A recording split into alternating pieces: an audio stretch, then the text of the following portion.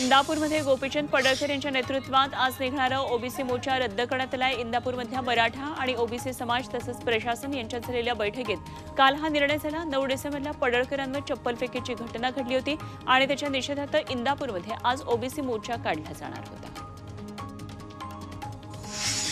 धारावी पुनर्विकास प्रकल्पाविरोधात स्वतः उद्धव ठाकरे मैदानात उतरले। पायी निघालेल्या या मोर्चामध्ये उद्धव ठाकरे सहभागी झाले आणि यावेळी त्यांच्यासोबत आदित्य ठाकरे सुद्धा होते। दोघेही पायी चालत बीकेसीतल्या सभा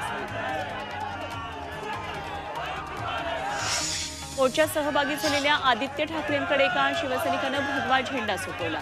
तो झेंडा दोन्ही हातांनी पकडून आदित्य या मोर्चामध्ये पायी चालू लागले। यावेळी त्यांच्यासोबत उद्धव ठाकरे तसंच आजूबाजूला मोठ्या संख्येनं शिवसैनिक। महाविकास आघाडी सरकार पाडण्यासाठी गद्दारांना 50 खोके कोणी दिले हे आता स्पष्ट झाले, उघड झाले अशा शब्दांमध्ये उद्धव ठाकरेंनी अमृत नोनी आर्थो प्लस ये एक प्रूवन फॉर्मूला है। इसमें मौजूद नोनी फल के गुण और आयुर्वेदिक जड़ी बूटियां शरीर को जरूरी पोषक तत्व देने के साथ साथ हड्डियों और जोड़ों के घिसने, उनमें होने वाले सूजन और दर्द को रोकने में मदद करता है। दर्द मुक्त जीवन के लिए अमृत नोनी ऑर्थो प्लस। भाजपा आणि अदानी समूहावर जोरदार हल्लाबोल केला। भाजपसाठी दलाली करणाऱ्यांची सुपारी अडकीत त्यानं ठेचून टाकल्याचा इशारा दिला। कृपया बसून घ्या। ईडीआर लॉबीची सुपारी घेऊन धारावीचा मोर्चा काढण्याचा आरोप फडणवीसांनी केला होता, मात्र उद्धव ठाकरेंनी हे आरोप फेटाळून लावले।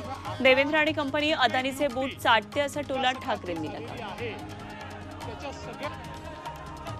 मुंबईमध्ये धारावी पुनर्विकास प्रकल्पाविरोधात निघालेल्या भव्य मोर्चात विविध विरोधी पक्ष सहभागी झाले। त्यामुळे या मोर्चामध्ये शिवसेनेच्या भगव्या झेंड्यासह काँग्रेस, राष्ट्रवादी तसेच डाव्या पक्षाचे झेंडे मोठ्या संख्येने दिसून आले।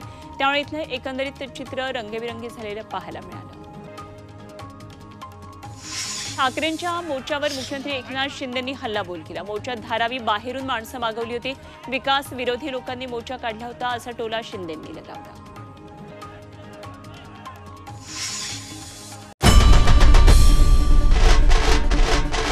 आई भवानीचा गजर म्हणजे झी 24 तास।